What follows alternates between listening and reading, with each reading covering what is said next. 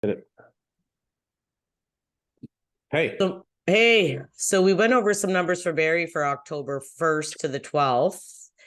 What is Innisfil looking like? Innisfil isn't looking too good. Numbers. I think inventory is out of control. They have 316 listings. That's 6.5 months worth of supply.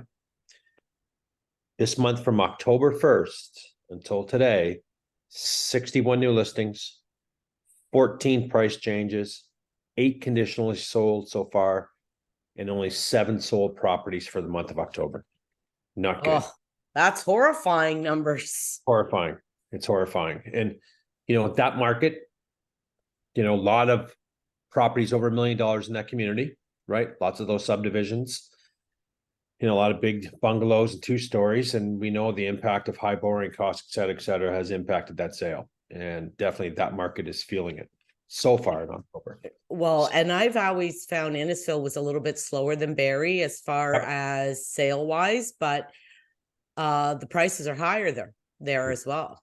Mm-hmm. I know.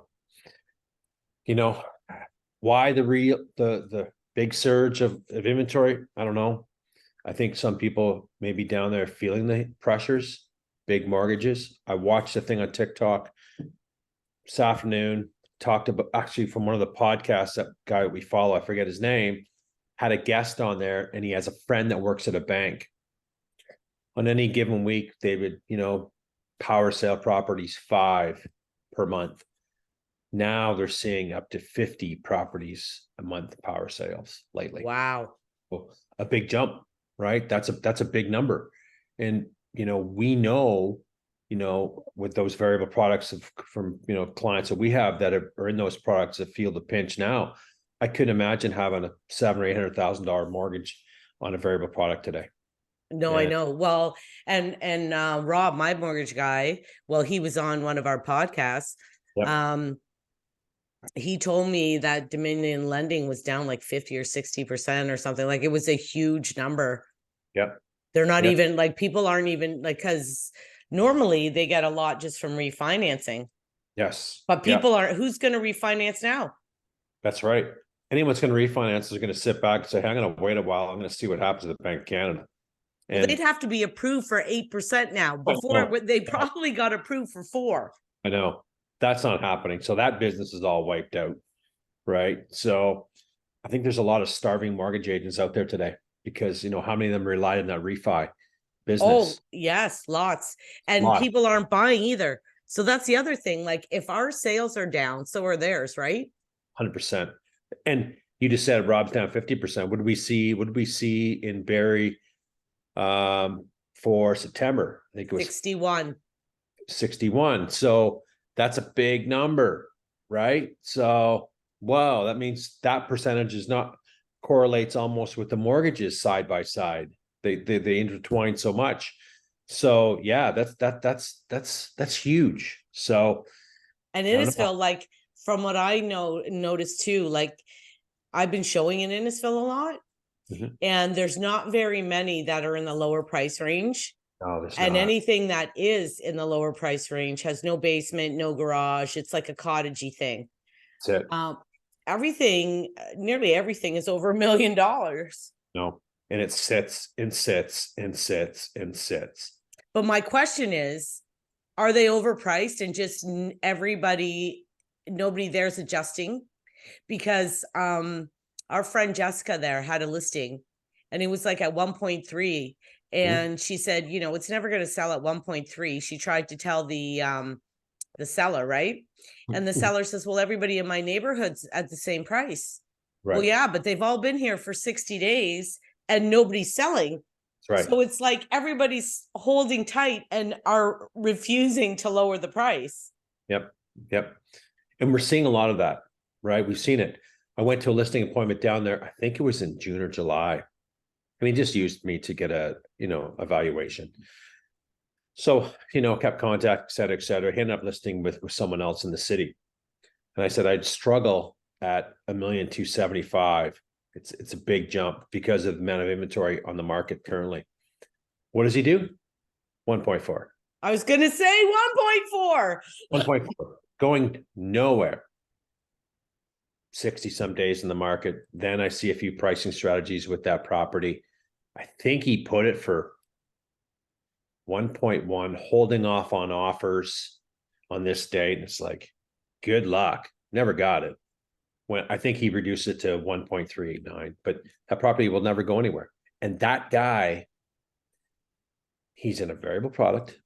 He's a young gentleman. Parents moved back to the home country, and he's in a variable product.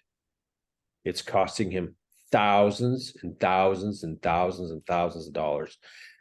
And he just bought the property in 2022. I said, you will be lucky to break even on this property to get out.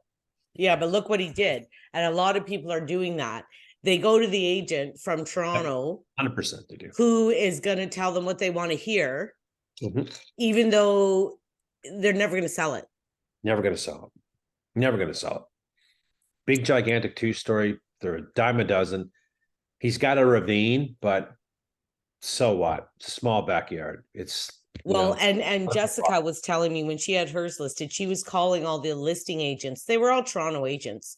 100%. And she was asking them, like, you guys are overpriced, you know, like, I'm trying to talk to my client. Are you guys going to do a price change? Are you going to, what are you going to do? Well, basically they're all saying the same thing. Everybody in the neighborhood's still the same price. So we're not going to drop it. I know. Why not look at the reason why they're not selling is because everyone's at the same price. The market's already spoken saying the price isn't right. Not follow the herd here. Let's price it right so we get some attention, right? And that high price, we've gone through so many times. I'm even sick of saying it, but those sales are small single digits, and they're evaporating more and more and more. You got a high price point property, you better show really, really good or have something spectacular to sell and offer to that buyer. If not, it ain't selling. Well, yeah. And the other thing too is that I find that the Toronto agents dominate in Innisfil, because most of the buyers were from Toronto, and then they use the person they bought with to sell. Yep, 100%. So most of them are Toronto, and I lived in Innisfil for 23 years. You wouldn't believe how many they won't even drive back up to put the sold sign up when it's sold. 100%. They list the thing and they forget about it. They won't show it themselves. They won't drive up here to show it. They don't even want to come and do open houses, or now open houses don't sell houses in general anyway. Not I've had, right? Like, it's tough doing them, but it, we've sat there many times on $1 million properties and no one's come through. Give me an open house on a $700,000 property, I'll do it any day of the week. Yeah.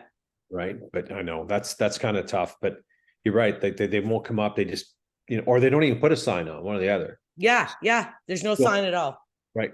So why aren't people looking at, do you really think some of these agents are actually looking at what's going on in that market, looking at, that properties and comparing it and taking the time to go through that with the seller and showing them, hey, this is 60, 90 days in the market, no price changes. And it's not working.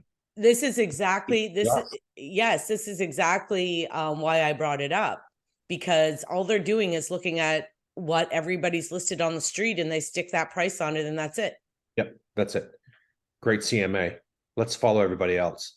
Well, and what are things at that square footage and that kind of build age, what do they actually sell for? I agree. It's tough. Like, and sometimes that market's on fire, sometimes it's not, right? But man, I haven't seen that much inventory down there in some time.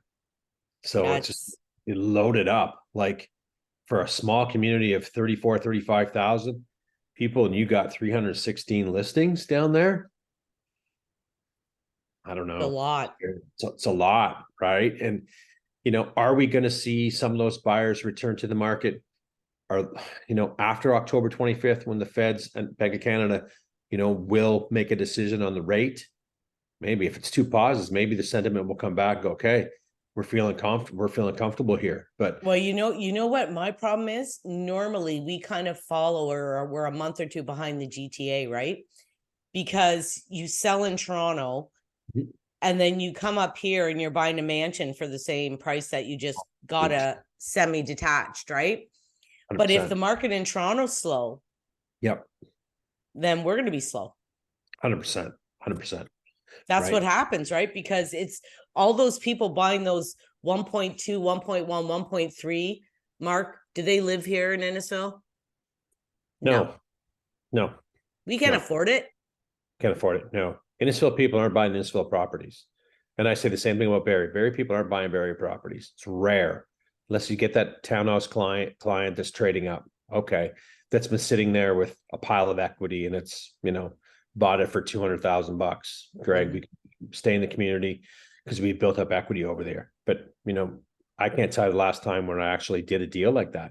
It's been so long. I know. Right. Yeah. And so long, and we continue to work with out of town agents, and just because they're bringing the buyers up, right? Mhm. How many times have we, I know I get excited when I work with a local agent on a deal because it's so rare. Because Well, you know what's funny too? That one you were talking about in the last video, we were in multiple offers Yep. and I got it because he didn't want to work with the Toronto agent. Right. Like, that's the thing that people don't realize. I don't think that in Barrie and Innisfil, it's a small community of agents. We all know each other. We trust each other. Yep. When I tell an agent, yes, their money is good, their financing's good, they trust that. That's right. That's right. And when somebody's coming from out of town saying, oh no, our money's good and we have you don't trust them. People don't trust them because we got burnt, right? We've all got burnt on that. 100%. I know. And that happens, right? And oh yeah, we sold, or oh yeah, we're not gonna have no problem selling. We don't even put an SPP in there. And 3 weeks before closing, well, we may need to adjust the closing date because we haven't sold yet. Yeah. Even though they never told us that they didn't even have a house to sell. That's crazy. Anything else within this, Phil? No, I think it's slowing down there. And let's see what the rest of the month brings out and go from there. Okay. Hey, talk soon. See you. Okay, bye.